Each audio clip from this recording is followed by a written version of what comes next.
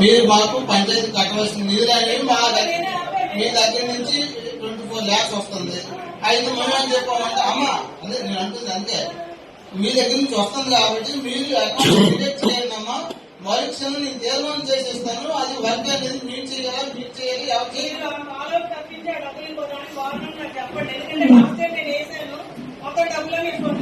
అమ్మా ఏదైనా సరే కృష్ణ అన్నమాట. మేము ఒక మాట అమ్మా, మీరు ఏదైతే ఫండింగ్ కట్టారో దాంతో పాటు మా గ్రామ పంచాయతీ పెట్టిన ఏదో ట్యాక్స్ రూపంలో వచ్చిన ఫండింగ్ అంతా కూడా కొన్ని ఇంపార్టెన్స్ డ్రైన్స్ కూడా మేము ఎక్కడ కూడా డివైడ్ చేసి వేరే పర్సన్స్ మాకు పెట్టలేదు అమ్మా.